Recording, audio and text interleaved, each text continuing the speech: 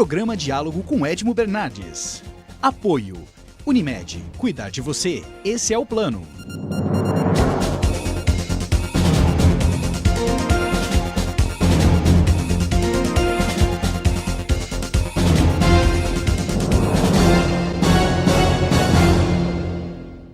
Olá, boa noite. Eu recebo com uma gentileza enorme no programa de hoje o Superintendente Regional da Polícia Federal do Estado de São Paulo, Dr. Disney Rossetti. Dr. Disney, obrigado por aceitar o nosso convite. Não é nenhum desafio, não, mas poder bater um papo com a população de Ribeirão Preto e Sertãozinho. Eu que agradeço imensamente o convite e a oportunidade. Bom, eu quero dizer que o Dr. Disney esteve em Ribeirão Preto na posse do Dr. Edson Geraldo de Souza, que assumiu o lugar do Dr. Lindinalva Almeida Filho, que foi deslocado para São Paulo, e gentilmente está conosco aqui para falar sobre isso. E oportunamente nós vamos fazer um programa ao vivo com o Dr. Edson, para que a população possa interagir com ele e fazer as suas perguntas com relação a passaporte, com relação a todas as dúvidas e encargos que cabem à Polícia Federal. Doutor, eu queria perguntar uma coisa para o senhor. O senhor tem noção da fama, do significado que o Ministério Público e a Polícia Federal hoje, do espelho que é para a população brasileira? O senhor tem essa noção? Olha, nós temos assim essa noção, é algo que para nós que somos da Polícia Federal é motivo de orgulho, nós ficamos muito felizes com o reconhecimento público, o reconhecimento da população, porque existe um reconhecimento institucional que é muito importante, não é? Feito pelas instituições e as autoridades, mas o reconhecimento do público, da população, esse é o reconhecimento que realmente nos agrada, é o reconhecimento que eu diria que legitima o nosso trabalho, não é? Então isso é o maior patrimônio hoje que a Polícia Federal tem. Dentro desse espelho, o senhor tem medo de excessos e exageros? Ou seja, é normal, no auge de uma fama, né, poder acontecer excessos e exageros. O senhor tem medo, tem receio disso? O que eu sempre digo é que é muito difícil subir e chegar ao patamar hoje que a Polícia Federal chegou. Mais difícil ainda é se manter nesse patamar. O trabalho policial, ele é um trabalho fundamentalmente repressivo, então ele é um trabalho que está sujeito a erros, está sujeito a eventualmente algum abuso, enfim, situações desse tipo. Como qualquer situação, exatamente, qualquer profissão. Claro que isso na Polícia Federal nós conseguimos reduzir a um número praticamente ínfimo, e quando eventualmente ocorre algo desse tipo, nós tomamos as providências necessárias e tomamos todos os cuidados, revemos os nossos procedimentos, tudo aquilo que nós fazemos, para sempre manter a excelência dos nossos trabalhos, com respeito à legalidade e aos direitos humanos, os direitos e garantias individuais. Essa é uma grande preocupação da Polícia Federal. E eu noto também uma preocupação na Polícia Federal, pela nossa amizade com alguns companheiros de vocês, uma preocupação muito grande com a cidadania e com a imprensa. A Polícia Federal não se esconde, a Polícia Federal não se omite. Quando a gente vê muitos órgãos, muitas associações, muitas entidades que têm medo, que se recusam, ou até por desconhecimento. E a Polícia Federal está sempre presente, sempre dando uma satisfação para a sociedade. É um cuidado especial de vocês. Sem dúvida.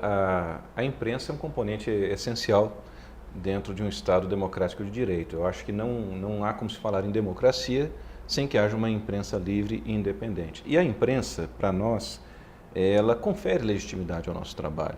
Claro que o trabalho da polícia é um trabalho que ele tem uma fase que ele tem de ser sigiloso, não é? Nós temos a preocupação, mesmo depois que os nossos trabalhos, nossas operações são deflagradas, em preservar a imagem, o nome, principalmente das pessoas, porque a justiça é quem vai dizer, ao final, se essa pessoa é culpada ou não.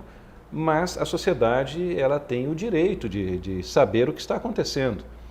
E quem transmite isso para a sociedade é a imprensa. Então, a bem da verdade, nós nunca tivemos a imprensa como um inimigo, ou o que quer que seja. Pelo contrário, a imprensa é um componente fundamental do Estado de Direito. Não é? Então, nós temos o máximo de respeito pela imprensa, e procuramos sempre colocar as coisas com extrema clareza. Sejam as coisas boas que enaltecem a Polícia Federal ou, eventualmente, alguma coisa, algum erro, algum problema, alguma deficiência da polícia. É melhor sempre a clareza e a transparência. Eu vejo a população num ponto que já explodiu a tampa da panela, né? Eu estava em Los Angeles em outubro, a minha esposa virava para mim e falava todo dia: deixa eu entrar na internet que eu quero ver se alguém foi preso no Brasil, se teve alguma operação da Polícia Federal, se alguém for preso no Brasil. Vocês estão conscientes disso, né? Que cada vez que amanhece 6 horas da manhã, 6 e pouco da manhã, e a CBN, todo mundo começa: Polícia Federal no estado tal, que acaba caindo em São Paulo, né? Tudo está nas suas costas, porque São Paulo é São Paulo, né? Tem essa consciência da população cansada, cheia, para não falar outra coisa? Nós temos. Infelizmente, não é, o que nós estamos assistindo no Brasil é um momento de extrema turbulência, em um momento em que a questão da corrupção, que sempre nós falamos, que tanto foi falada, etc. e tal, mas ela vem a público, vem à tona, está sendo colocada totalmente às claras, não é? Por ações da Polícia Federal aí, junto com o Ministério Público e a própria ação da Justiça, não é? Então, é algo assim que demonstra um processo natural de maturação da nossa democracia, né? Nós somos uma democracia jovem e que precisa ser consolidada.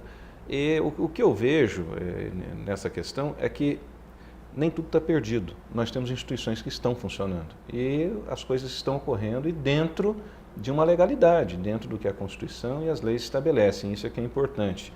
Claro que muitas vezes isso não ocorre com a velocidade que se imagina e nem poderia ser, sob pena de estarmos num estado de exceção, não é? Mas temos consciência sim e é realmente interessante, né? Tem dia que até minha esposa pergunta: e aí, amanhã qual que vai ser a operação da Polícia Federal? Eu falei: mesmo se eu soubesse não te falaria. Claro. Um certo sigilo, mas é como funciona, Eu vou chamar o nosso primeiro intervalo, daqui a pouquinho estamos de volta, até já.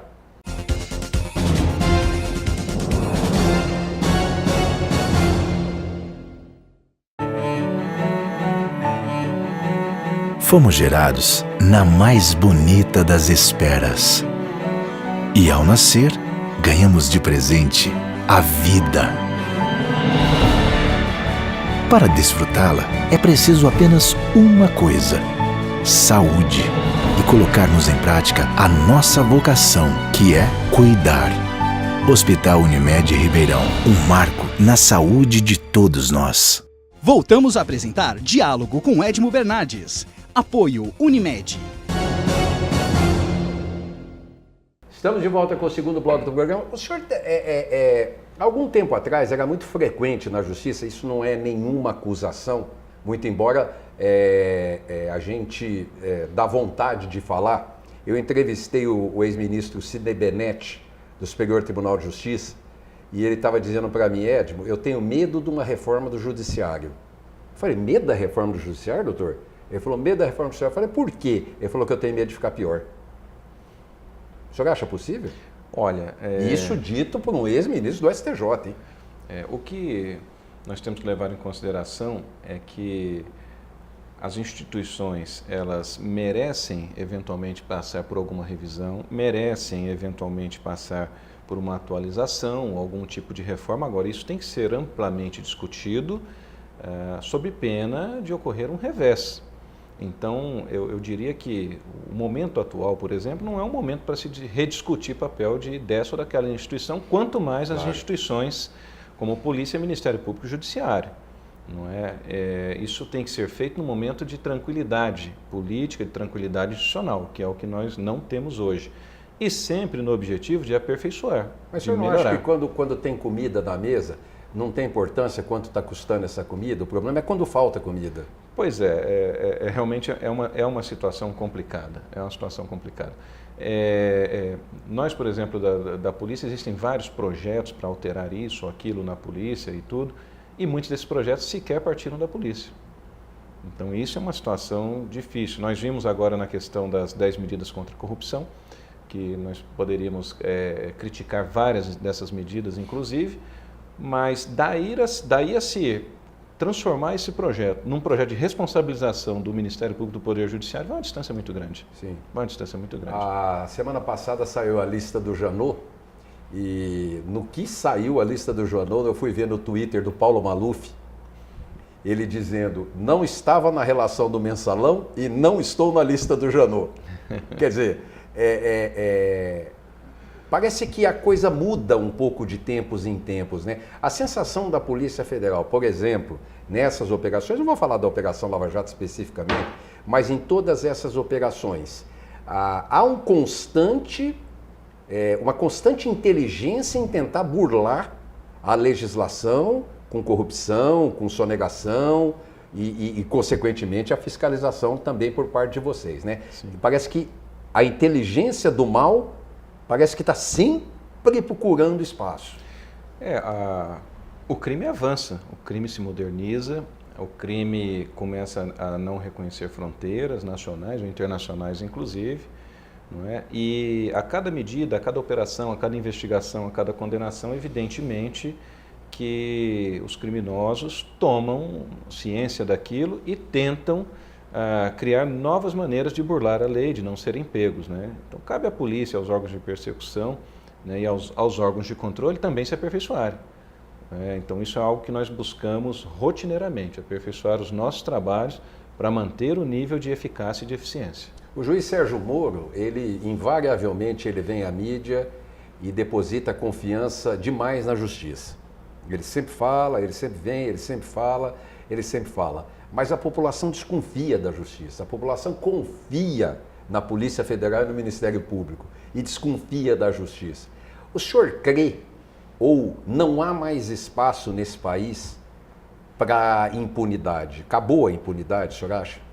Não, ela não acabou, mas eu diria que ela está em processo de extinção. Não é? Quando nós vemos determinados nomes que hoje estão na cadeia já há algum tempo, eu diria que isso é algo impensável há 4, 5 anos atrás, não é nenhum passado tão distante não, um passado muito próximo.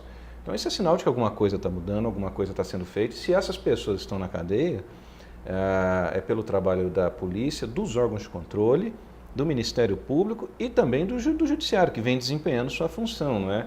E é importante reconhecer, isso tem que ser reconhecido, que uma coisa é a ação da polícia, naquele momento, que é uma fase da investigação e tudo, e ela não é um fim em si mesmo, ela não se encerra. Sim. Esse trabalho vai para a justiça, não é? E existem ali o direito sagrado de defesa, etc. e tal. Então, muitas vezes isso não é feito naquele tempo que o clamor público pede, não é? E pode passar essa sensação, mas eu acredito que isso não esteja ocorrendo e que a justiça vem desempenhando o seu papel institucional. A gente não precisa ser muito inteligente, dada a importância do Estado de São Paulo na política e na economia social do país, cultural e todos os lugares, que o senhor e o doutor Filho têm uma bomba na mão, que é o Estado de São Paulo, né? Qualquer coisa que ocorra no Amazonas está em São Paulo, qualquer coisa que aconteça no Rio Grande do Norte está em São Paulo, qualquer coisa que aconteça no Rio Grande do Sul também está em São Paulo. Como diria por aí, do Oiapoque ao Chuí.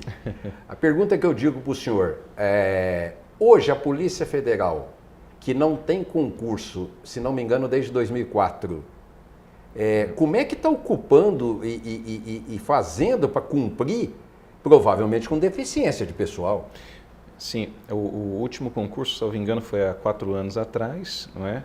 E é evidente que nós estamos perdendo pessoal, não é? Com aposentadorias, enfim. Normal. Problemas de saúde, pessoas que buscam outra carreira, não se adaptam na polícia, enfim, o que é um processo normal. E não havendo a reposição desses servidores, né, desses policiais, o efetivo vai diminuindo e a coisa vai ficando cada vez mais sacrificada. Então, para que a polícia mantenha o seu nível de trabalho, o seu nível de excelência, é necessário que haja essa reposição. Claro que nós temos plena ciência da crise que estamos vivendo, né, no aspecto econômico, o que dificulta, sem sombra de dúvida, contratações. O Executivo Federal inteiro não vem contratando, não vem realizando concurso, mas nós esperamos que esse ano a Polícia Federal seja contemplada com um concurso. Nosso último intervalo, daqui a pouquinho estamos de volta. Até já.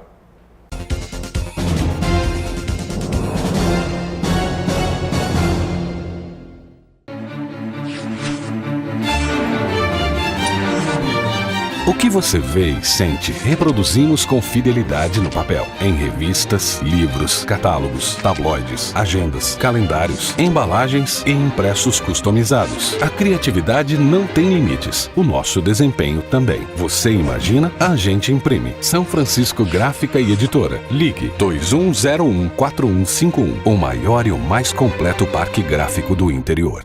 Este é o Araújo, leitor dos classificados. Viu a oportunidade perfeita e já trocou de carro. Laura, sempre antenada ao mercado financeiro. No caderno de economia, viu a melhor oportunidade para investir. Walter, garoto antenado, viu a dica certa no caderno C para curtir o final de semana. Faça como eles. Assine o jornal A Cidade, a partir de R$ 23,90 mensais. Consulte também as ofertas com revistas Abril. 0800 775 7575. Leia, assine, anuncie. Voltamos a apresentar Diálogo com Edmo Bernardes. Estamos de volta com o último bloco do programa. Pena, né? Porque esse papo é muito agradável. Doutor, queria chegar em Ribeirão Preto. Ribeirão Preto, Campinas, eu acho, e Santos deve ser duas bombas, imagino eu, em constante perigo de detonação e explosão. Mas com Ribeirão Preto, o senhor ficou surpreso com os problemas, o tamanho da envergadura que aconteceu em Ribeirão Preto? Não, o estado de São Paulo, como você bem colocou, tudo passa por São Paulo, não é? É o grande coração econômico do país, coração industrial, tem o principal porto do país, que é o Porto Santos.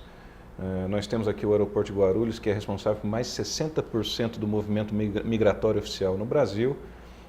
Enfim, São Paulo E Viracopos também, né? Viracopos, exatamente, que tende a ficar do tamanho de Guarulhos no futuro próximo, né? Então, São Paulo tem uma importância crucial para o país e é evidente que para a Polícia Federal, na mesma proporção, esta importância, né? E aqui em São Paulo nós temos regiões como a de Santos, Campinas e Ribeirão Preto, que são regiões importantíssimas. Olha, basta dizer que a delegacia de Santos, a delegacia de Campinas, a delegacia de Ribeirão Preto, cada uma delas, considerada individualmente, tem movimento superior a algumas superintendências da Polícia Federal. Tem movimento que é superior. Então, são cidades onde o aporte econômico é muito grande, a riqueza é muito grande, então não surpreende que ocorram situações aqui que peçam uma intervenção da Polícia Federal, que cause um grande impacto. Isso não surpreende. A população de Ribeirão Preto, ela sempre, como todas no Brasil, eu digo que o que acontece no Rio de Janeiro, por exemplo, no estado do Rio de Janeiro, o que acontece no estado de Minas Gerais, o estado de Minas Gerais está com o governador aí com pedido de cassação, indo para a Assembleia Legislativa, enfim. E Ribeirão Preto nada mais é do que um espelho da corrupção que imperou no país. Parece que uma coisa muito sistêmica, parece que uma coisa bastante generalizada. E nós falamos um pouquinho disso anteriormente. É possível minimizar isso, doutor Rossetti, com esse sistema de averiguação, investigação, inteligência? É possível minimizar isso? Olha, eu acredito que sim. Primeiro que nós estamos assistindo a operações de natureza policial, que vem desarticulando vários esquemas de corrupção, várias organizações criminosas verdadeiramente que se apoderaram do poder, se apoderaram, né, aí de estruturas do Estado, né, em seus mais diversos níveis, e com pessoas presas, bens bloqueados, né, processos por lavagem de dinheiro. Então é claro que isso tem que de alguma maneira inibir nascimento de novos esquemas de corrupção. Agora, paralelamente, é necessário que os sistemas de controle, os órgãos de controle e de fiscalização e que a própria população seja cada vez mais atuante em cobrar, em fiscalizar, em ver o que está acontecendo, né? Eu diria que nós tivemos grandes avanços aí e que esse caminho é um caminho sem volta. Hoje a gente já começa a ver a questão do compliance na iniciativa privada, que era algo que não se falava no Brasil. Não é? Então é muito fácil, por exemplo, para um grande empresário falar, mas na verdade, se eu não desse dinheiro, eu não teria o negócio, isso, aquilo, mas ele está rico ao mesmo tempo. Sim. Então, hoje é louvável ver que grandes empresas começam a estabelecer esses sistemas de controle, não é? E a administração pública precisa trilhar o mesmo rumo. Eu não sou muito otimista, não. Talvez num num tamanho macro, quando a gente vê essas coisas muito grandes que envolvem ministério, envolve governos de estado, uma coisa assim, talvez sim. Mas aquela coisa pequenininha, de segundo escalão, de terceiro escalão, que você vai num lugar para aprovar, é como eu parar numa vaga de idoso, né? É um crime, é uma corrupção, é um incentivo ao dano, ao erro, né? Sim, sim. Aquela coisa pequena que ninguém fica sabendo para aprovar um projeto numa Secretaria de Planejamento ou no Ministério lá, um plano de saúde, não sei o quê. Eu sou muito desconfiado dessa coisinha pequenininha que virou comum, virou normal no país, né? O pessoal que está lá dentro, ele sabe, olha, se não for assim, não vai. É o problema do que a gente chama da cultura da corrupção, não é? E a corrupção, se você pensar enquanto desvalor de conduta, é uma só. Seja de 1 milhão, seja de R$10. Eu diria, em essência, ela não muda, não é? Então é necessário, eu acho que essas grandes operações que estão atingindo figuras proeminentes aí do meio político, meio empresarial, tudo são cruciais. Agora, tem que ser acompanhado por um movimento da sociedade em não permitir, em não compartilhar com aquela corrupção do dia a dia, aquela pequena. Porque, do contrário, nós não teremos uma mudança significativa na sociedade brasileira. Com relação às 10 leis anticorrupção, já moídas na Câmara Federal e o Senado, que não quis botar a mão, já devolveu, enfim, tomara que ainda tome um rumo. Mas como é que o senhor vê essas 10 leis propostas pelo Ministério Público, pela Polícia Federal, se não me engano, também deu algumas sugestões? Algumas sugestões, É importante, é uma iniciativa para se tentar melhorar alguma coisa no sistema criminal, principalmente, mas também sistema civil e administrativo de combate à corrupção, né? Claro que este momento que nós vivemos é um momento complexo. Então, muita coisa que havia ali talvez merecesse uma melhor discussão. Não é? Então, são medidas interessantes e tudo, mas algumas ali, e uma que eu cito, por exemplo, era aquela questão do teste de integridade, que eu, minha opinião, considerava algo absurdo, completamente fora do contexto e desnecessário, não é? Algumas coisas ali em relação a provas ilícitas que se colocavam. Então, assim, nós temos que tomar cuidado e não partir também para um processo de demonização, por assim dizer, não é? E pena de retrocedermos na questão das garantias individuais, que são tão caras à nossa sociedade. Em um país que já passou, inclusive, por momentos de exceção, não é? Nós temos que tomar um certo cuidado e achar um equilíbrio de combater com total eficiência a corrupção, combater a criminalidade organizada com total eficiência, mas sem abrir mão de uma garantia individual. Então, isso é um pouco difícil de achar este equilíbrio, não é? E não sei até que ponto hoje o Congresso Nacional, na atual situação que passa o Congresso Nacional, tem condições de discutir e aprovar isso. Mas eu espero que realmente isso seja discutido e seja aprovado no futuro próximo. Como o senhor disse, poderia ser feito no forno bem baixinho, né? É o que eu penso. E vai ter que fazer num forno alto, isso vai ser complicado, né? Exatamente. Bom, eu agradeço ao doutor Disney Rossetti, a gentileza de estar conosco aqui e trazer um pouquinho da palavra da Polícia Federal, a posição da Polícia Federal. E é importante isso que você saiba. As pessoas que estão falando sobre as conduções coercitivas, que estão falando sobre prisões preventivas, prisões temporárias, etc. Precisam entender que esse funcionamento também não é vontade de ninguém manter ninguém preso, mas existem necessidades que estão vindo à tona graças a essas medidas. Muito obrigado pela sua audiência e tenham todos uma boa noite. Programa Diálogo com Edmo Bernardes. Apoio. Unimed. Cuidar de você. Esse é o plano.